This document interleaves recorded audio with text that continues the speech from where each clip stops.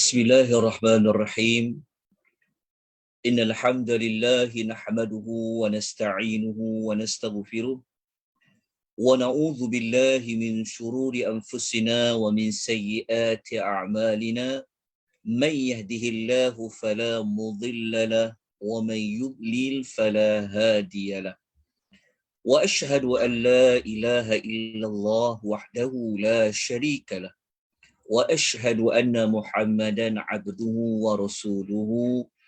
Ya ayyuhalladzina amanu taqullaha haqqa tuqatih wa la tamutunna illa wa antum muslimun amma ba'd. Fa inna asdaqal hadisi kitabullah.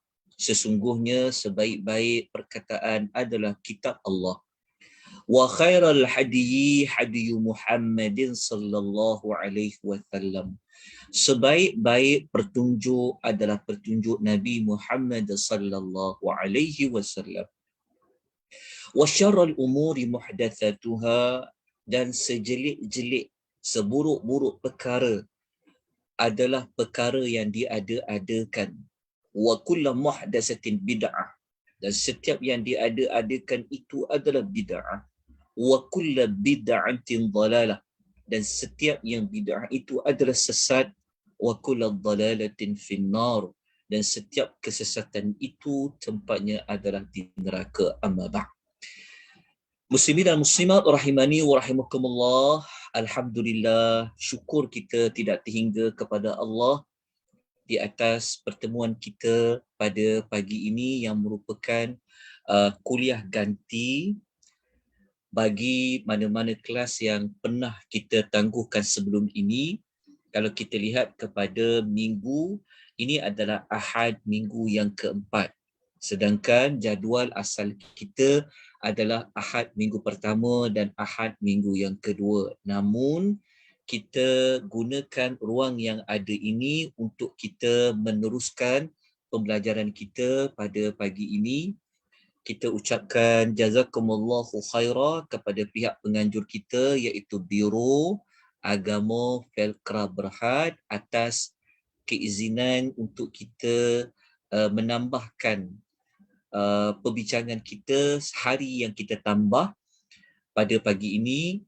Jadi pada pagi ini merupakan siri terakhir untuk kita tadabbur surah Al-Baqarah, 2 ayat yang terakhir bagi suratul Al-Baqarah. Jadi kita kembali kepada nota yang ada diedarkan kepada tuan-tuan dan puan. Okay, kita terus kepada muka surat yang ke-10. Muka surat yang ke-10, yang mana pada kuliah yang lalu kita telah membincangkan, kita dah memasuki ayat yang ke-286. Ayat 286 yang berbunyi, a'udzubillahi minasyaitonirrajim, la yukallifullahu nafsan la yukallifullahu nafsan illa wus'aha. Allah tidak membebani seseorang melainkan apa yang terdaya olehnya. Okay, ini telah pun kita bincangkan bahawa apa saja syariat Allah, apa saja hukum Allah, apa saja perintah Allah, semuanya itu mampu dipikul oleh semua hamba Allah. Okay, begitu juga apa saja takdir yang berlaku dalam hidup kita, ia juga sebenarnya mampu ditanggung oleh manusia, seperti mana yang Allah sebutkan pada permulaan ayat 286 yang telah kita jelaskan pada kuliah yang lalu. Kemudian Allah juga telah memberitahu kepada kita, laha ma kasabat. Kalau kita buat baik, kita dapatlah kebaikan itu. Wa 'alaiha maktasabat. Tapi kalau kita buat benda yang buruk, maka kita juga akan menanggung benda yang buruk itu. Kita juga telah bincangkan kenapa baik bunyinya kasabat, kenapa yang buruk bunyinya iktasabat, telah kita bincangkan pada siri yang lalu. Kemudian kita juga telah menyebutkan bahawasanya pada ayat 286 itu, dalam kandungan ayat 286 itu ada doa yang dipanjatkan oleh orang-orang yang beriman, yang mana doa yang pertama adalah doa yang berbunyi Rabbana la tu'akhidna in nasina aw akhtana. Doa ini berbunyi, wahai Rabb kami. Kenapa kita kekalkan perkataan Rabb? Kerana perkataan Rabb ini menunjukkan bahawa Allah itulah yang pengatur. Allah itulah yang pengurus kepada kehidupan alam dunia ini. Jadi kita pun di bawah aturan Allah. Jadi kita kekalkan dengan istilah Rabb.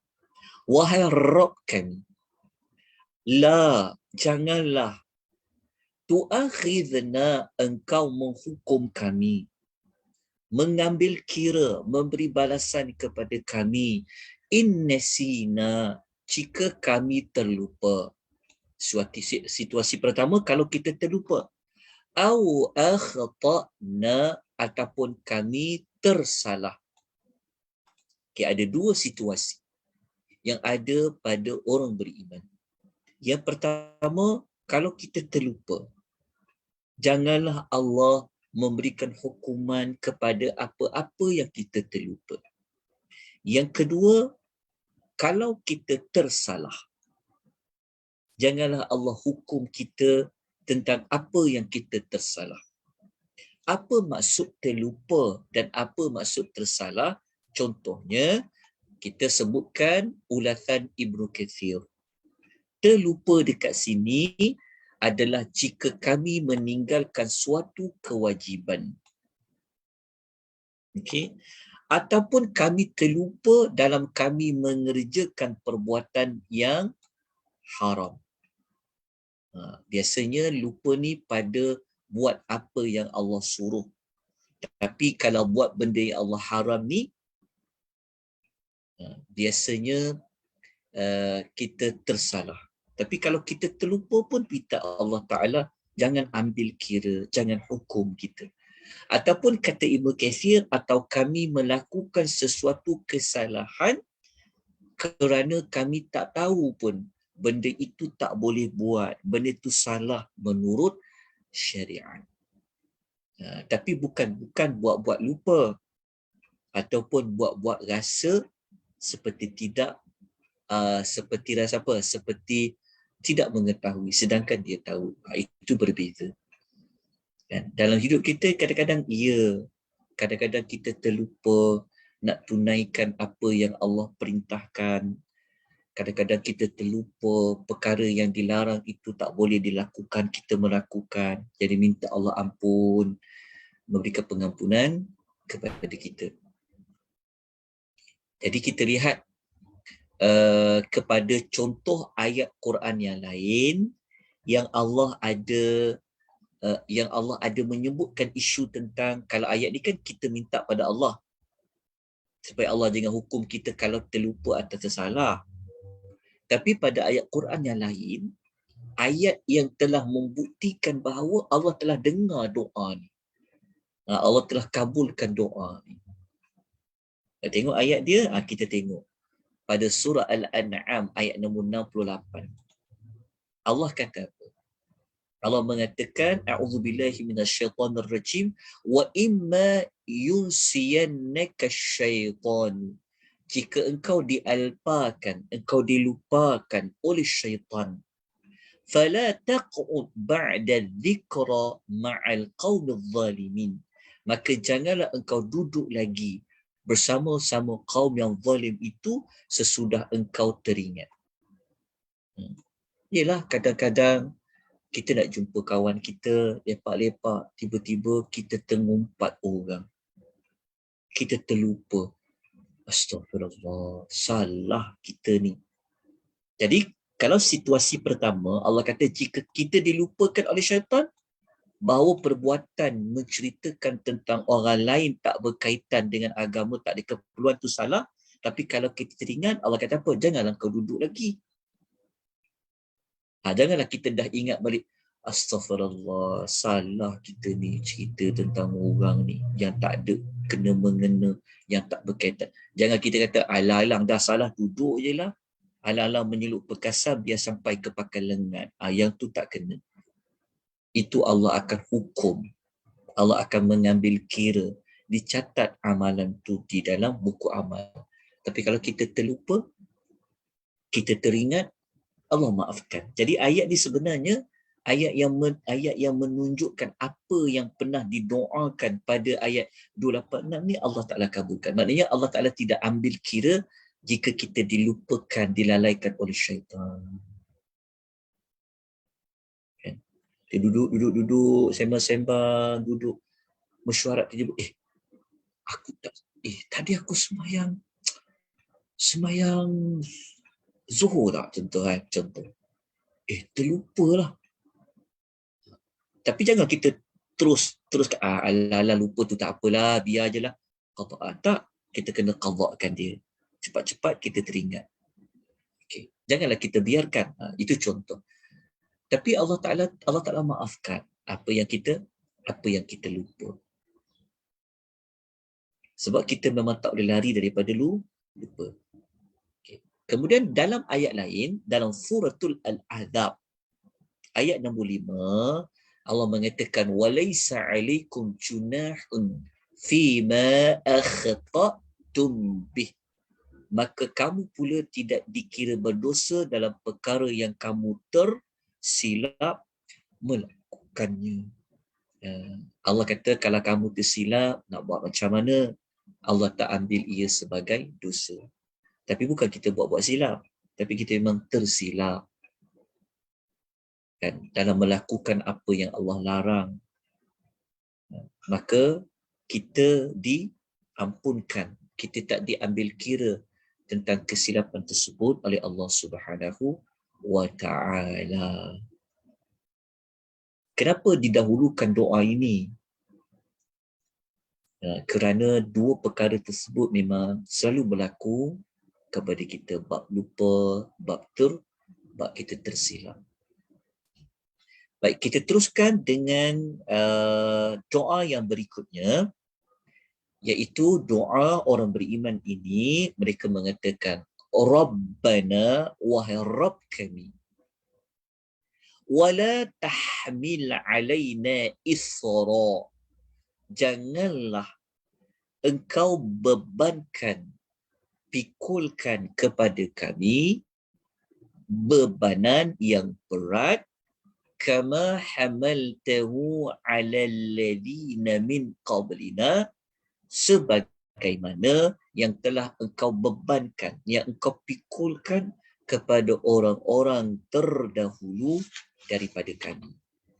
Jadi orang beriman ni, ketika mana turunnya ayat-ayat Quran masih turun, seperti mana kita pernah bincangkan pada sebab turun ayat 285, 286 ya, setelah turunnya ayat 284, maka para sahabat berat nak amalkan pada lintasan hati, tapi Nabi ajar.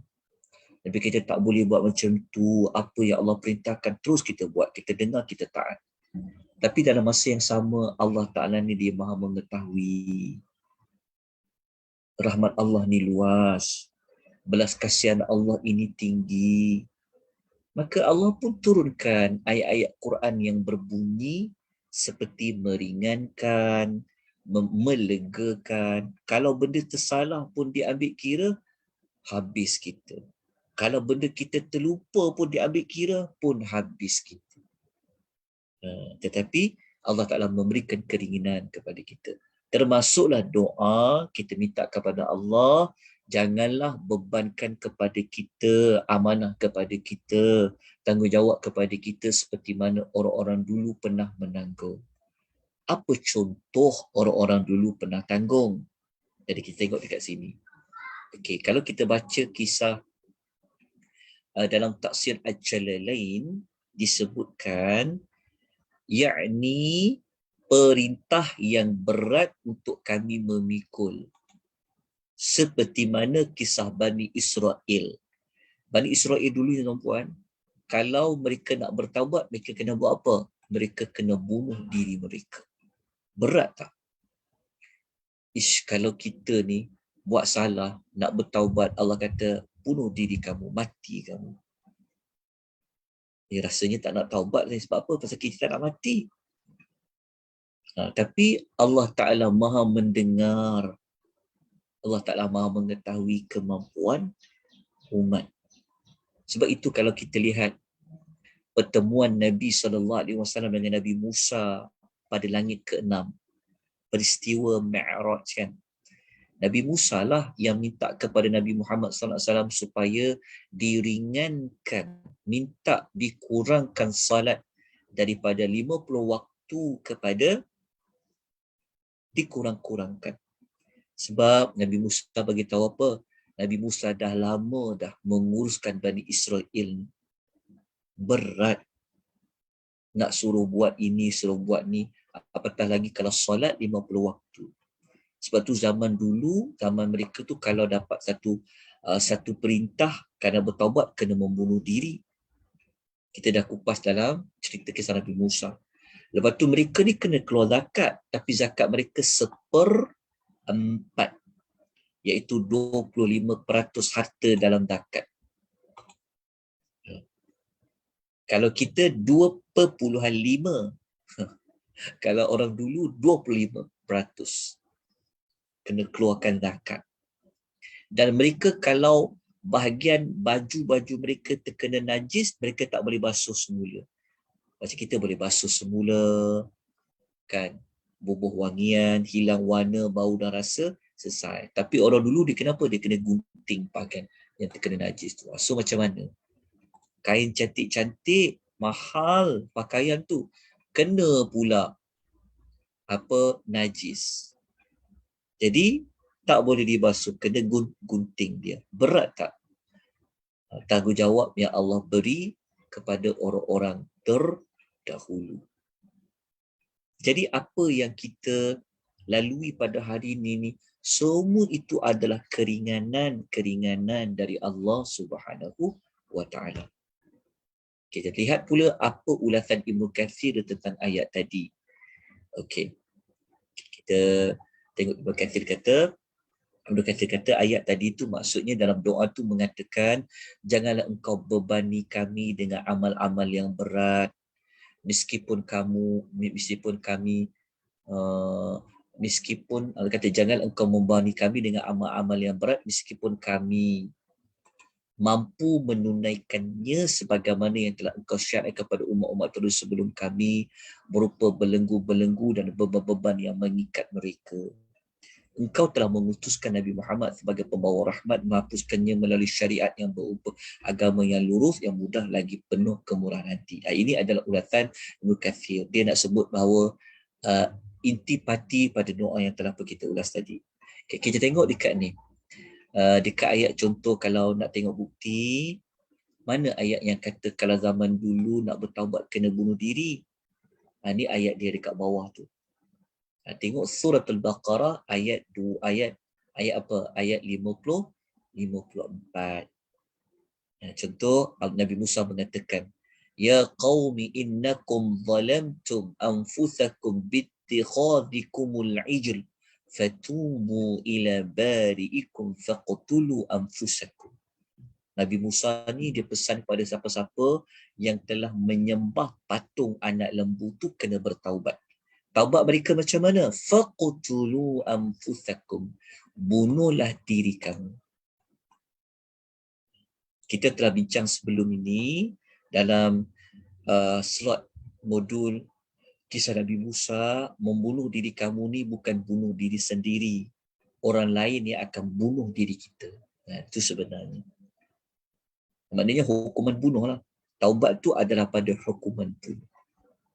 Itu orang-orang yang dahulu. Okay. Jadi, kita nak tengok contoh lain dalam doa-doa yang minta jangan bebankan kita.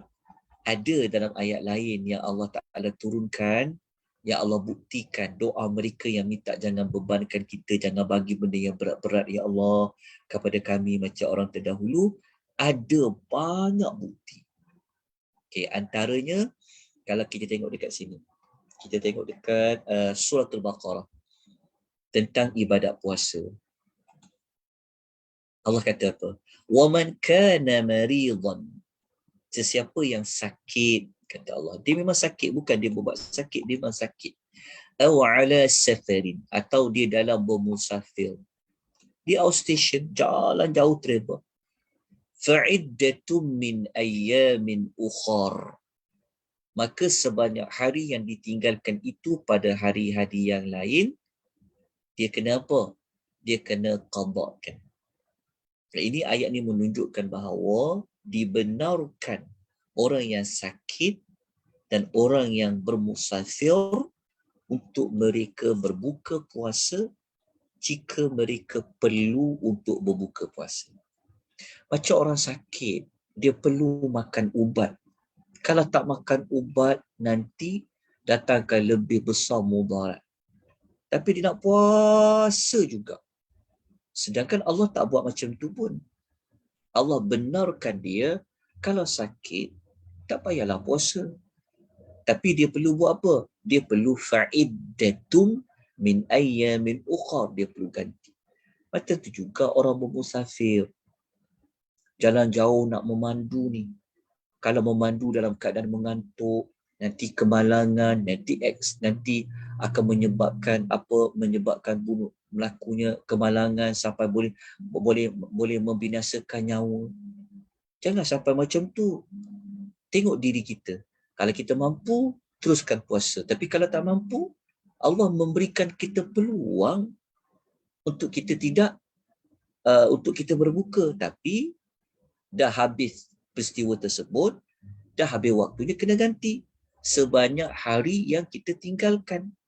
Ini yang kadang-kadang kita dapati manusia ni dia tidak ada ilmu, menyebabkan dia nak paksa diri dia puasa wajib dalam keadaan dia ada dua situasi. Allah tak bebankan pun, Allah perintah wajib puasa tu. Tapi Allah Ta'ala memberi keringanan kepada kita. Sebab itulah penutup daripada ayat tu, Allah mengatakan, Allah mengkehendaki kamu, yuridullahu bikumul yusra wala yuridu bikumul usra. Allah mengkehendaki kamu beroleh kemudahan dan tidak menghendaki kamu menanggung kesukaran. Ini jawapan dia. Allah nak kamu ni hidup dalam senang. Jangan beban-bebankan. Allah tak nak kamu tanggung kesukaran. Tapi kita tak ada ilmu tu. Kita yang nak juga sampaikan kita bertambah teruk sakitnya. Sebab apa? Sebab nak teruskan puasa. Sebab nak teruskan kita nak memusafir. Jadi fikir-fikirkan. Ambil peluang. Jadi kita teruskan dengan contoh ayat Quran yang lain. Ya Allah mengatakan, wala ja'ala 'alaikum fid-dini min haraj. Dan Allah tidak menjadikan kamu menanggung sesuatu bebanan dan susah payah dalam perkara agama. Lepas tu kita kena ada ilmu, tuan-tuan. Dalam perkara agama ni, kita jangan ikut orang. Lepas tu dalam agama ni, Allah tak bagi kita bebankan Islam ni. Sebab tu siapa yang tak amalkan Islam ni sebenarnya memang tak patut. Sebab semua syariat Islam ni mudah. Kalau dia tak mampu nak berdiri solat, walaupun dia rukun, dia ada pilihan untuk duduk. Kalau dia tak mampu berdiri, kalau dia tak mampu duduk, dia boleh mengiring. Kenapa nak paksa diri berdiri tegak juga ketika solat, sedangkan dia tak mampu nak berdiri? Dia telah berlawanan dengan apa yang telah Allah memberi keringanan. So kita bertuah sangat. Kita bersyukur sebanyak-banyaknya kepada Allah kerana syariat yang Allah beri kepada Nabi Muhammad SAW ini adalah syariat yang ringan. Tapi masih juga ada orang tak nak tunaikan kewajipan. kita pun tak tahu kenapa. Kalau diringankan lagi pun tak buat juga. Jadi inilah yang kita dapat pelajari daripada dua ayat yang terakhir ini. Pada potongan ayat tidak minta kepada Allah membebankan kita sesuatu tu sebenarnya telah pun Allah kabulkan doa itu. Jadi kita tengok contoh, kita pergi terus kepada ayat yang ketiga. Potongan ayat yang berikutnya iaitu cerita tentang doa yang berikutnya. Rabbana wala tuhammilna ma la taqata lana bi. Wahai Rabb kami, janganlah engkau pikulkan kepada kami apa yang kami tak berdaya memikulnya. Merujuk kepada apa? Engkau pikulkan kepada kami apa yang kami tak terdaya memikulnya. Kata Ibnu Katsir, seperti kewajipan, berbagai jenis musibah dan ujian. Jangan Allah uji kita dengan apa yang kita tak mampu. Jadi kita memang elok sangat kita baca dua ayat yang terakhir ini pada setiap malam. Supaya apa saja bentuk musibah yang Allah bagi pada kita, ujian pada kita tu, biarlah bagi ikut apa yang kita mampu untuk kita memikulnya. Sebab kita kena terima apa saja yang Allah datangkan. Tapi dalam masa yang sama, kita minta kepada Allah, kalau Allah nak takdirkan kita dengan musibah, dengan masalah, berilah apa yang mampu kita pikul. Inilah adab-adab yang Allah ajar kepada orang yang beriman dalam dia nak mengamalkan isi kandungan Al-Quranul Karim. Bukan mereka terus tolak, kata kami tak mampulah ya Rasulullah nak amalkan. Tapi Nabi ajar apa? Sami'na wa ata'na. Dalam masa yang sama Allah tahu kemampuan manusia. Okay. Jadi kita pergi kepada potongan ayat hujung dia. Ayat hujung dia tu dia ada apa? Wa'fu 'anna, dan maafkanlah kami. Okey. Wa'fu 'anna maksud dia apa? Maafkanlah kami. Okey.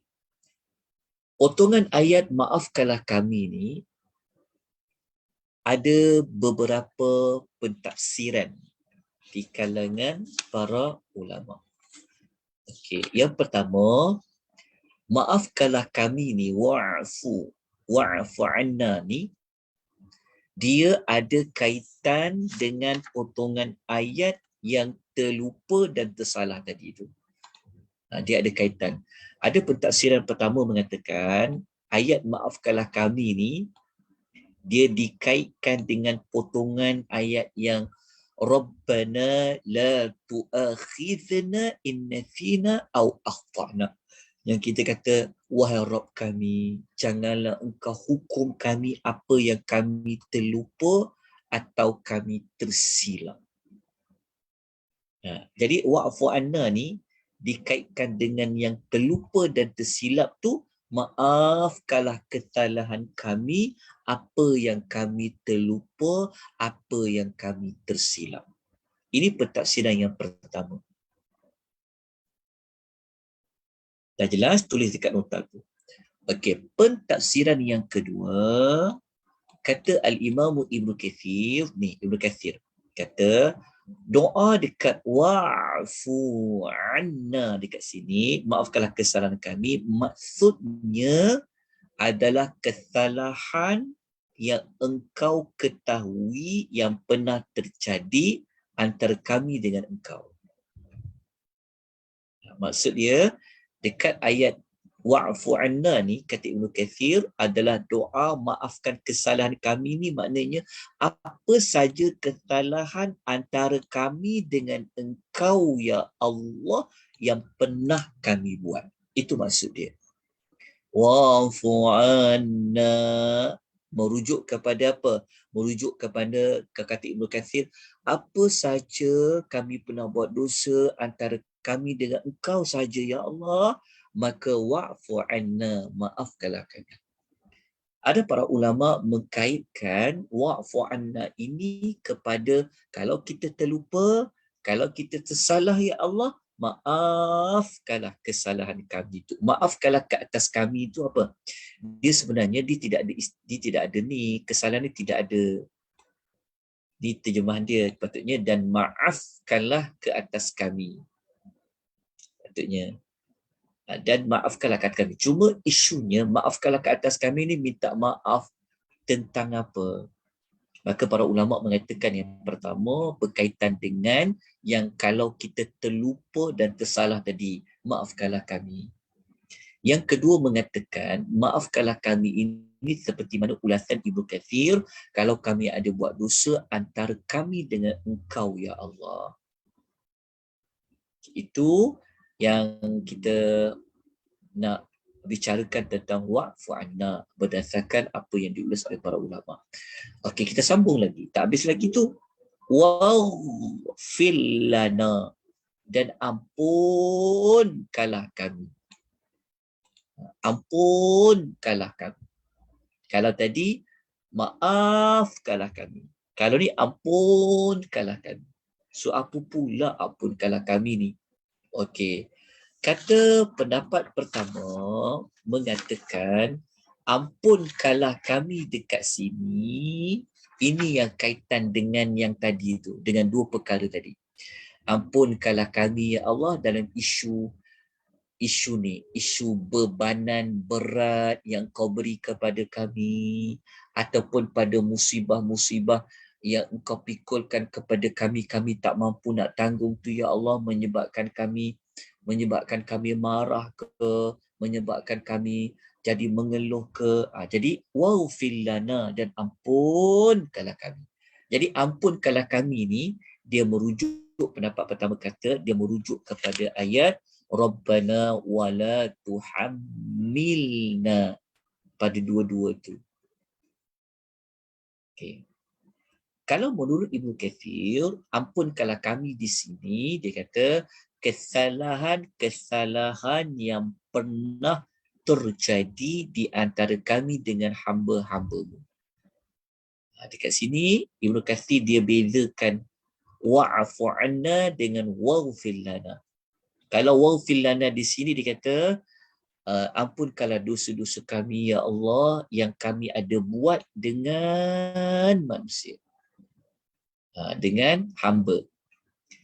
Maksudnya ya Allah, kalau kami ada buat dosa kami dengan hamba-hamba Engkau ya Allah, waghfir lana, ampunkanlah kami ya Allah. Okay, dalam masa yang sama Ibnu Katsir kata ampunkanlah kami ni dalam masa sama maksud kedua apa? Jangan dedahkan aib kami ni kepada mereka. Jangan bukakan aib kami ni kepada manusia. Jadi waghfir lana ni kalau menurut Ibnu Katsir dia pecahkan pula kepada dua pentafsiran. Pentafsiran pertama waghfir lana ni maksudnya ampunkanlah kami bagi dosa-dosa kami yang kami pernah buat kepada manusia yang lain. Juga membawa maksud janganlah engkau ya Allah membuka, menunjukkan, menampakkan kepada mereka keburukan-keburukan kami. Maksudnya minta tolong jaga ya Allah, janganlah orang lain tahu apa kesalahan yang kami buat kepada manusia lain tu ya Allah. Okey, itu adalah pentafsiran Ibnu Katsir. Kemudian kita baca pula yang hujung tu. Wow, apa tu ayat hujung tu apa? Ayat 7, warhamna, dan berilah rahmat kepada kami. Kenapa lepas minta maaf, minta ampun, lepas tu minta rahmat dari Allah Subhanahu Wa Taala? Apa makna minta rahmat dekat sini? Okey. Rahmat di sini, kat sini dia punya penerangan dia. Rahmat dekat sini yang sini. Perlindungan dari Allah sehingga kita tak buat dosa yang lain. Kita tak ulang balik dosa yang kita buat. Itu maksud warhamna. Dan berilah rahmat kepada kami.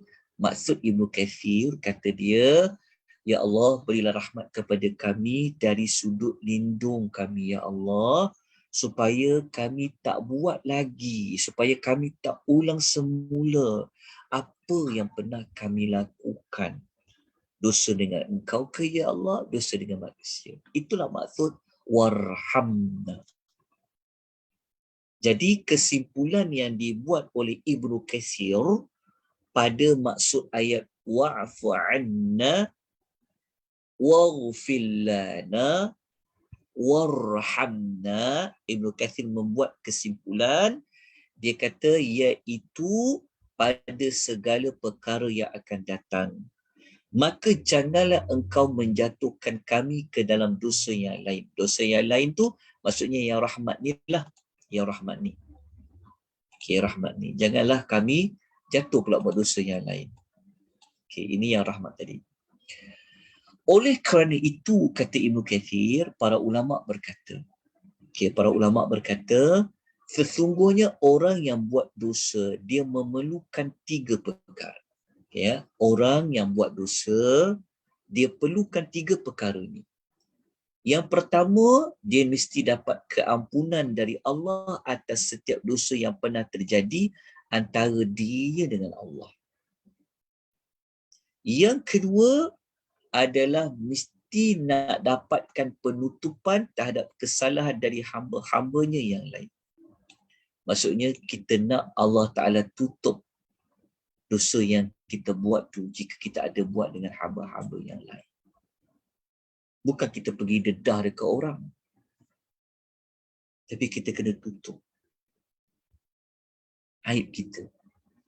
Yang ketiga, kita minta lindung kepada Allah supaya kita tak buat lagi dosa yang sama berulang kali, dan juga kita tak buat lagi dosa-dosa yang lain. Itulah kesimpulan bagi potongan ayat wa'fu anna. Jadi kalau wa'fu anna menurut Ibnu Katsir yang ni, yang pertama, wa'fu anna. Kalau waghfir lana yang ini, yang kedua ni. Kalau warhamna yang sini, yang ketiga. Ini menurut pentafsiran Al-Imamu Ibnu Katsir. Pertama, mesti kita nak dapat keampunan Allah, betul tak? Yang kedua, kita nak minta kepada Allah supaya jangan buka aib kita tu kepada orang lain. Yang ketiga, kita nak minta kepada Allah supaya kita tak berulang lagi ataupun kita buat dosa-dosa yang lain. Sebab itu dekat ayat tu dia ada dan wa'fu anna dan waghfir lana dan warhamna. Boleh guna pada pentafsiran Al-Imamu Ibnu Katsir. Okay. Jadi kita teruskan dengan hujung sekali, kita katakan kepada Allah, anta maulana, engkaulah penolong kami. Penolong kami ni tuan-puan, penolong kami maulana ni, dia lebih tinggi lagi daripada hanya sekata Allah tu adalah pelindung kita. Kan Allah tu waliyun. Kita tahu kan Allah tu adalah waliyun. Allah tu adalah pelindung kita.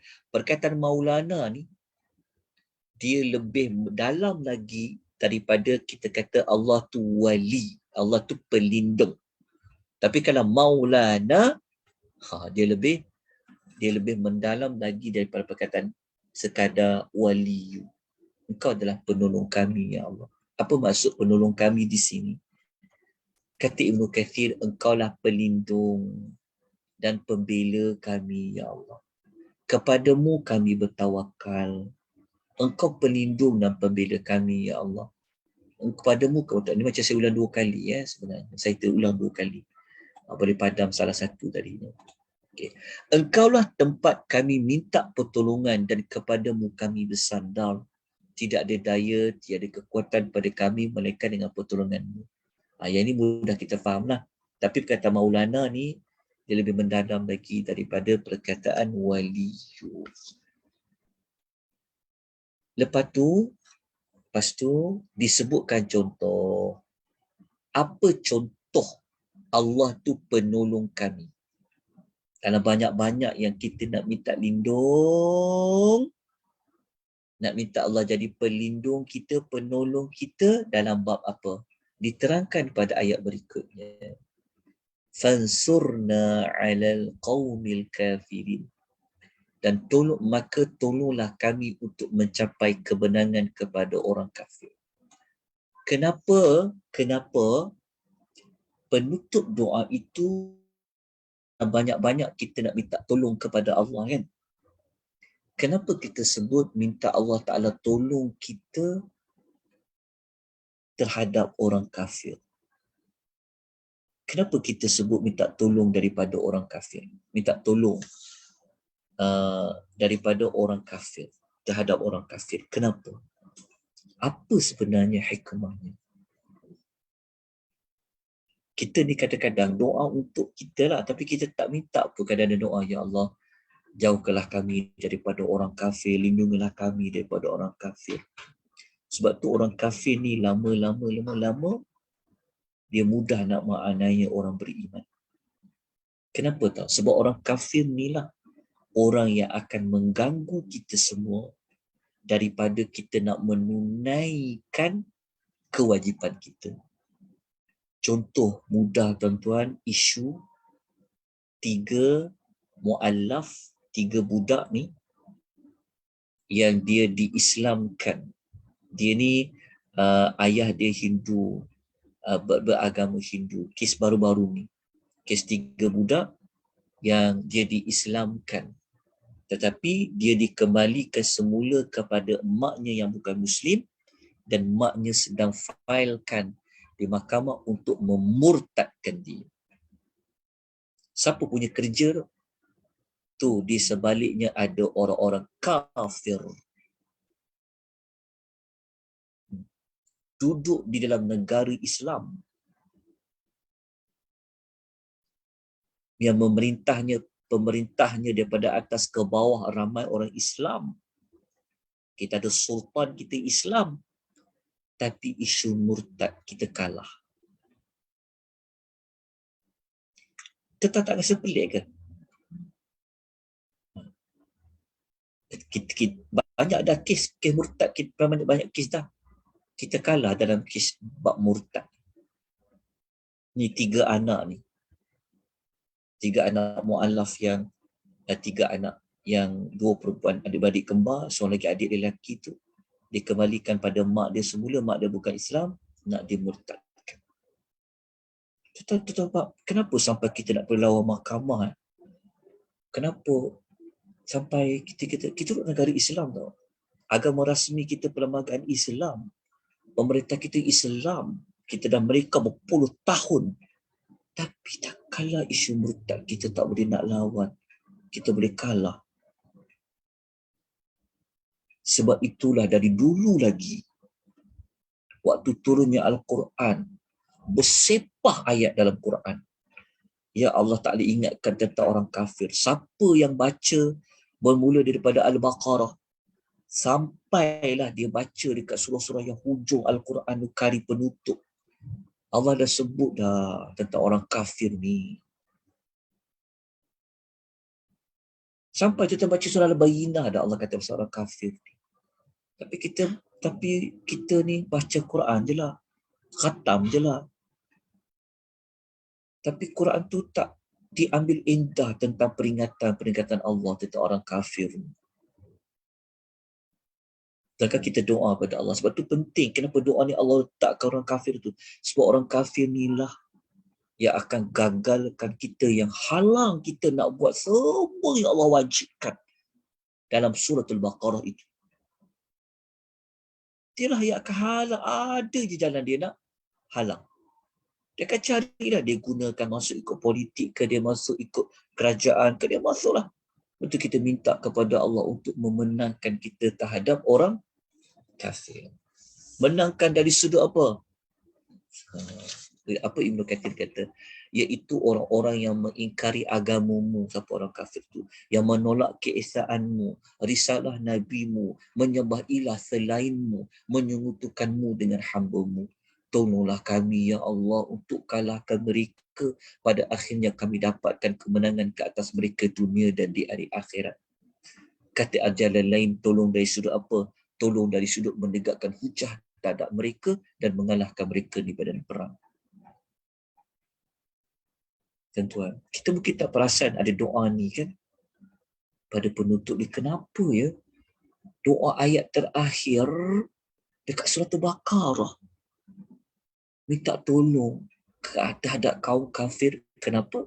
Kerana orang kafir inilah sebenarnya yang akan menghalang kita menjadi khalifah Allah yang sebenar-benarnya. Sebab surah Al-Baqarah tu surah cerita tentang menjadi khalifah Allah di muka bumi. Ketua bagi orang kafir tu jawapannya adalah iblis. Sebab iblis tu kan kana minal kafirin. Dia adalah kafir. Tentera-tentera dia di kalangan manusia. Bukan kita nak pergi perang dengan orang kafir, tapi Al-Quran ingatkan kita tentang orang yang kafir. Tapi dengan orang kafir, Allah baiknya lah. Tapi kalau dengan orang-orang yang akidah je sama, nak gaduh. Orang yang kafir tak nak dikafirkan, orang yang Islam nak dikafirkan. Itulah yang terjadi pada akhir zaman ni. Jadi moga-moga ingat tentang orang kafir. Kerana kita tidak tahu apa agenda mereka, apa yang mereka fikir tentang agama kita. Adakah mereka suka tengok Islam ni berkembang? Selagi dia orang kafir, kita doalah, kita dakwah pada mereka, tunjukkan contoh yang baik pada mereka. Tapi doa kita minta tolong terhadap orang-orang yang kafir. Moga-moga Allah memberikan keselamatan kepada agama kita. Kita mungkin tak ambil peduli kisah 3 budak yang nak dimurtadkan tu. Sekali tuan-tuan dan nak dimurtadkan, mungkin kita kata biarlah, dia mu'alaf. Tapi kalau jadi kepada salah seorang ahli keluarga kita yang nak murtad, masa tu kita akan tahulah macam mana nak mempertahankan. Jadi moga-moga surah ini membuka mata kita dengan isu yang berlaku di sekeliling kita. Sebab Allah yang tunjuk pada kita dalam doa nak dibaca. Doa ni Allah yang ajar. Fansurna alal qawmil al-kafir. Baik, kita habis pengisian kita pada pagi ini. Siri akhir kita tentang tadabbur surah 2 ayat terakhir dalam surah Al-Baqarah. Jadi jangan lupa untuk mengamalkan zikir ini dibaca pada setiap malam. Moga-moga Allah Ta'ala memakbulkan apa yang kita pinta dalam surah tersebut. Kalau kita ada tersalah, kalau kita terlupa, kalau kita tersalah, kalau mana-mana ujian musibah Allah bagi kita, kadang-kadang kita nampak macam mengeluh. Kan? Tuan-tuan, saya nak tanya, kita pernah tak lalu dalam hidup kita rasa berat nak solat, berat nak puasa wajib, berat nak keluar zakat? Kadang-kadang ada kan, terlintas dekat hati kita, beratnya lah kan. Tapi dengan doa yang kita baca ni, moga-moga kita menjadi hamba yang Allah maafkan apa saja lintasan hati kita yang tak elok kepada segala apa yang Allah perintahkan, apa yang Allah larang untuk kita lakukan. Begitu juga apa saja musibah yang kadang-kadang Allah beri pada kita, kita nampak macam tak sanggup. Kita seperti kadang-kadang kita mengeluh. Kadang-kadang kita rasa nak putus asa dah. Jadi kita minta ampun kepada Allah. Semoga Allah memberikan pengampunan kepada kita. Dalam masa yang sama, aib kita supaya Allah pelihara diri kita.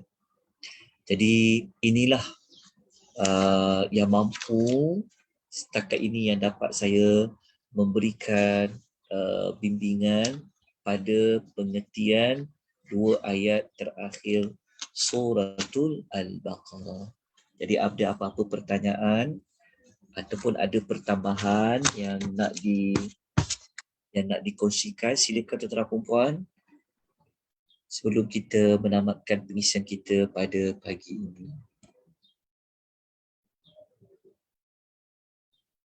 Ada? Boleh dengar tak suara saya? Saya tutup ke? Oh, mohon maaf tuan-puan, saya tutup. Okey. Saya dah buka dah. Boleh je dengar. Ustaz, ada lagi Ya. satu doa yang kita boleh kaitkan juga dengan judul ayat terakhir Al-Baqarah ni, mengelakkan daripada orang zalim dan orang kafir dalam surah Yunus ayat 85 dan 86. Rabbana la taj'alna fitnatan lil qaumil zalimin wa najjina bi rahmatika minal qaumil kafirin. Betul tak? Itu antara doa yang perlu kita amalkan. Dia kalau doa-doa Rabbana dalam Quran, doa Rabbi tu sesuai untuk diamalkan. Jadi kita kena pesan tu pada anak kita, jangan minta nak dulu periksa je. Jangan minta nak rezeki yang murah. Tapi jangan lupa untuk minta Allah jaga kita daripada orang yang kafir. Ustaz. Ya. Apa tu dalam surah Yusuf, ayat 100 itu yang potongan anta maulana tadi tu. Kalau Nabi Yusuf dia baca anta wali fid dunya wal akhirah. Ada perbezaan apa Ustaz? Kita sebut tadi tu kalau wali itu dia tidak seperti kita kata maulana. Maulana ni dia lebih mendalam daripada perkataan al-wali. Cuma kenapa disebut wali pada surah Yusuf tu dengan doa ini, wallahu ta'ala a'lam. Saya pun tidak ada jawapan setakat ni untuk menyebutkan ayat berapa tadi tu surah Yusuf 100 ya? 100, ayat 100. Ayat nombor 100. Rabbi qad ataitani minal mulki. Ya, dia doa Nabi Allah Yusuf. Anta wali fid dunya wal akhirah. Wallahu alam. Kenapa dia tak kata anta maulana fid dunya wal akhirah? Itu wallahu ta'ala alam. Kalau dari sudut bilangan mufrad dia, kerana Nabi Allah Yusuf doa untuk diri dia. Tapi kalau yang kita baca doa-doa yang dalam dua ayat terakhir ni, dia merujuk kepada ramai. Itu dia bunyinya maulana. Tapi kenapa tak guna maulana? Tapi kenapa guna, dia bukan maulana, dia sebenarnya maula. Beza maula dengan wali. Itu ada perbezaan dia. Tapi mengapa tak digunakan maula pada doa Nabi Yusuf berbanding dengan wali? Allahu ta'ala alam. Saya memang tidak ada ilmu dekat situ. Okay. Doa untuk mengajak sahabat bukan Islam terbuka hati mendapat hidayah Islam. Doa umum lah, supaya Allah memberikan mereka terbuka hati dengan Islam. Doa khusus tu Allah Ta'ala alam. Saya pun tak ada ilmu doa yang khusus untuk orang yang lain masuk ke dalam Islam tu. Cuma doa yang Nabi pernah doakan orang yang bukan Islam yang bersin tu. Nabi kata orang Yahudi bersin tu. Nabi tak kata yarhamkallah. Nabi doakan dia yahdikumullahu wa yuslih balakum. Nabi kata semoga Allah memberi petunjuk kepada kamu dan memperbaiki keadaan kamu. Boleh baca doa itu juga. Yahdikum, semoga Allah memberi hidayah kepada kamu, Allah memperbaiki keadaan kamu. Boleh kalau kita nak ucapkan kepada rakan yang bukan Islam. Tapi kita tak boleh minta rahmat. Tak boleh mintakan pengampunan. Tapi minta mereka mendapat hidayah itu boleh. Berdasarkan dalil tadi. Yahdikumullahu wa yuslih balahum. Doa bersin. Okey. Ada nak penambahan maklumat, silakan tuan-tuan perempuan.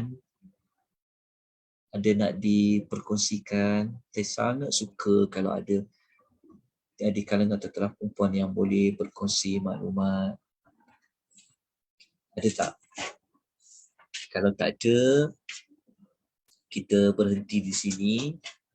Jadi saya mewakili saya sendiri secara peribadi memohon ampunan maaf kepada pihak penganjur kita, khususnya pihak Biro Fikrah Agama, Biro Agama Fikrah Berhad, jika saya selaku pembimbing tadabbur ini tidak mencapai objektif yang dikehendaki, ada kekurangan, ada kelemahan, saya mohon ampunan maaf.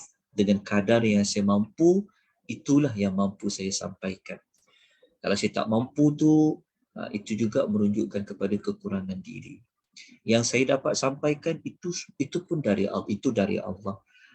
Tapi kalau saya tak mampu sampaikan, itu adalah kelemahan diri saya. Begitu juga kepada tuan-tuan dan puan semua, terima kasih banyak-banyak, jazakumullahu khairah kerana memeriahkan, mengikuti sesi tadabbur ini daripada minggu ke minggu. Jadi saya juga minta maaf jika ada penerangan saya yang tidak mencapai, tidak memberikan kepuasan dan sebagainya. Saya mohon ampun dan maaf. Jadi kita berhenti di sini. Semoga Allah sentiasa memberikan kita hidayatul taufiq untuk kita sentiasa dapat lagi berada dalam mana-mana majlis ilmu, terutama dalam kita memahami Al-Quranul Karim. Kita sudahi dengan tasbih kafarah. Subhanakallahumma wa bihamdika asyhadu an la ilaha illa anta astaghfiruka wa atubu ilaik. Wabillahi taufiq wal hidayah. Wassalamualaikum warahmatullahi wabarakatuh. Jazakumullah Ustaz. Waalaikumsalam. Fajazakumullahu khairan.